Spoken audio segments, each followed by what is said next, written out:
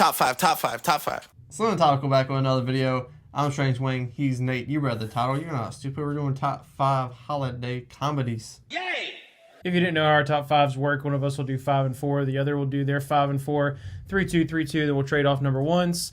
We also have something called the Zemeckis rule, which just means if we both have the same movie on our list, but one person has it 2 spots or higher, then that person will call Zemeckis, and we'll save the conversation for when we get to it on their list. All right, I'm going to start with my number 5. My number 5 is Hocus Pocus. Some Halloween comedy. I loved this movie as a kid, and because of that nostalgia, it still holds a special place in my heart. Homeboy can't talk. That's funny. And this, like the witches, they're stupid, you know? Like, yeah. That's why it's funny. Funny movie. Nothing to write home to my about, really. But if it's the list, I want to talk about it, so it's on my list. Number 4. A little controversy here. Christmas Vacation. What's the controversy? Bro, this would be a lot if he was number 1s. People love Christmas Vacation. Chubby Chase is amazing. You got Elaine from a little show that's on my shirt called Seinfeld. She's hilarious in it. And you got, bro, every joke lands in this movie for me. To this day! The problem with the movie for me, though, is I hate Christmas. What? So my number 5 is Jingle All the Way. Ah, that's a good one. Yeah, Arnold Schwarzenegger. Yeah, dude, it's the best. Just playing a dad and trying to get a toy. And that alone is already really funny.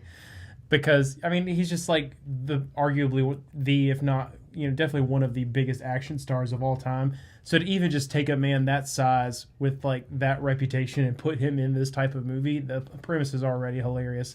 And then to have him go through something that like parents legitimately go through, just kind of a normal thing. Obviously not so normal things happen, but love it. And number 4 is going to be the Santa Claus. Definitely one of my favorite Christmas movies, but it has some like darker elements to it as well, in that he literally became Santa Claus because Santa died. And that is also really funny. So I appreciate, obviously there's lots of, Christmas spirit and like, good messages and stuff.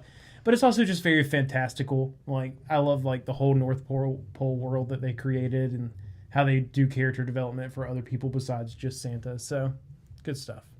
All right, my number 3 is going to be a lesser known holiday that's celebrated, but it's Groundhog's Day. It's a holiday. It counts. Oh, so Groundhog Day is your number 3? Yeah. Zemeckis.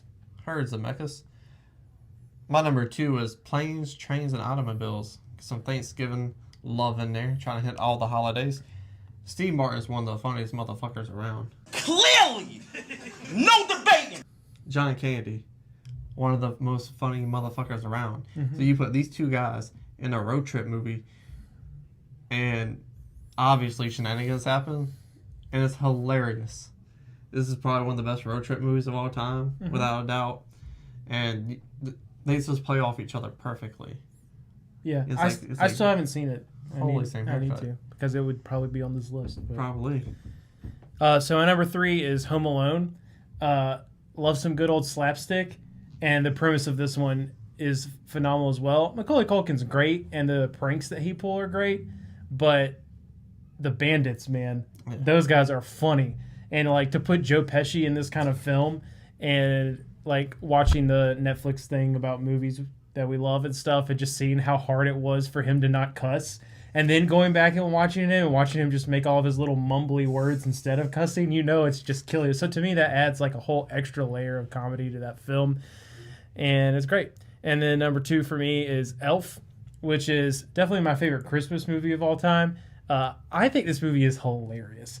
I don't even like Will Ferrell that much. He gets on my nerves, but when you build a character where it makes sense that he would act the way Will Ferrell does in most of his comedies, it just super lands for me.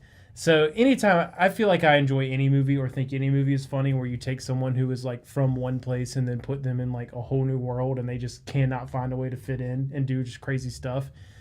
So I like it. I like my number 1. What is it? And it's another Bill Murray movie. It is Scrooged. Oh, I forgot about Scrooged. This movie is so good. Bill Murray is the best. I relate to it up till the end because I also hate Christmas. If I haven't mentioned that before, it's being mentioned again. But obviously, he turns out to be a good person. You got character arc there. That makes for a good movie. if it wasn't set in Christmas, it would be probably a better movie. I would love it more. But Bill Murray's an asshole. And if we know one thing about Bill Murray, he plays a great asshole. That's a fact. And it's hilarious. You got Bobcat running around trying to kill people and whatnot. It's just like all the little side jokes hit as much as the bigger jokes, and everything just makes the story much richer, which is a problem in the movie because he's rich and he's an asshole for it. Yeah, I'm so upset that I forgot about Scrooge. You should be. It easily would have been my number 2. But anyways, to keep rolling, my number 1 is the Zemeckis from earlier, which is Groundhog Day. I guess we both really like holiday movies with Bill Murray in them. Yeah, he's but the best. You know, obviously, like, definitely like Scrooged, a much darker tone. And you know, hey, like you said, they made a movie about Groundhog Day. Yeah. Which, like, obviously that plays. Really, you could set that movie on just about any time, and it really. We've seen it. It wouldn't because matter. of this movie. You got it set with serial killers and all kinds of stuff at the beach during a wedding. And all kinds of stuff. Right. But yeah, his just dry. It's just dry, but it's so funny.